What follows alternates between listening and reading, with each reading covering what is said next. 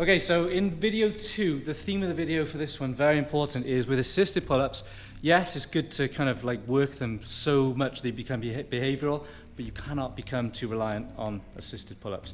Otherwise, you'll just never move on. Okay, so it's going to come to a point at the end of this video where moving into the mastering the pull-up video next, you're just going to have to leave the assistance and throw yourself into the deep end. But this stuff is essential. We're going to start off with a series of band-assisted pull-ups, which you may have seen before.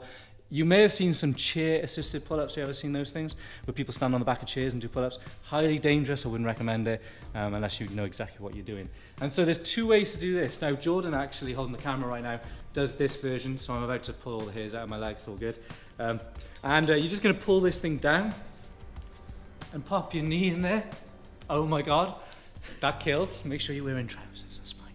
And you're just going to take another grip on the bar here, release, and pull. That's it, okay? Now, that band is actually taking a lot of the resistance out of the pull-up for me, so it makes it a lot easier, and I want to aim to get my chin over the bar, okay? Nice and easy, nice and smooth. And just like we did with the previous video, we're just going to do 3 times maximum reps, okay? 3 times failure, take a little break, and then go again. So I'm going to pull this thing down. George, if you want to come up close here, as you can see, I'm just going to put my foot, keep my foot as flat as I possibly can, and then pop back up. And we're just going to do the same thing again. If that is too easy and it's not a challenge at all, then you need to basically take some of the bands away. If it's too difficult, you're going to add more resistance simply by introducing new bands. You tie them all together, you put your foot over the 2, and then you do it that way as well. Very important. Okay, so we're going to go to the other end of the gym now, where we're going to be doing inverted rows. Luckily, we've got plenty of equipment, so we're going to be using bar inverted rows. You can also use TRX or Olympic rings. So what we're going to do here, I've just set the bar. This is going to be quite high actually, so it's quite a distance for me. I'm just going to lie under the bar. That bar is pretty much in line with my shoulders. I'm going to take a regular grip on the bar. Okay, and my goal here is to try and get my chest as close to that bar as I possibly can. I'm going to extend my body full, core nice and tight, keep my body straight as I pull up. And I can pretty much get my chest in contact there, that's quite high. There we go. Nice and easy. And that's good. You can make that easier by scooting your body further back, bending your legs, and pulling up that way, okay? That's absolutely fine, because what we're doing here is we're using that grip strength that we developed, and we're using the lats, which we need for the pull-ups, to simulate what a pull-up will actually feel like, okay? It's just an easier form. Make sure you're doing 3 sets of failure on that before we move on. All right, so the next thing we'll look at now in terms of assisted pull-ups is negative reps, okay? So you may not be able to do the full pull-up yet.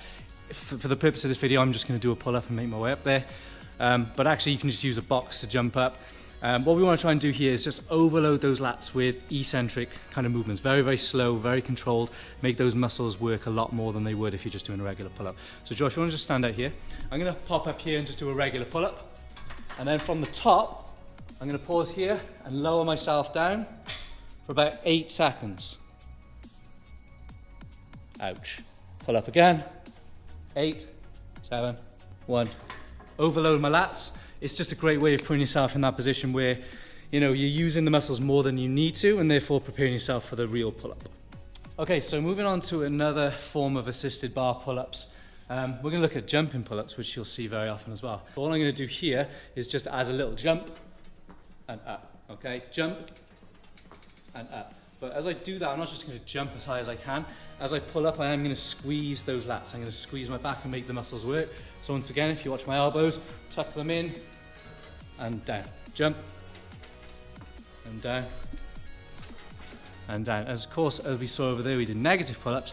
Now we can combine them. Okay, so we're going to jump, pause, and then lower under control for about 4 to 8 seconds. So I jump, pause, down. Jump, pause, down. Work on that loads before you move on to the next progression.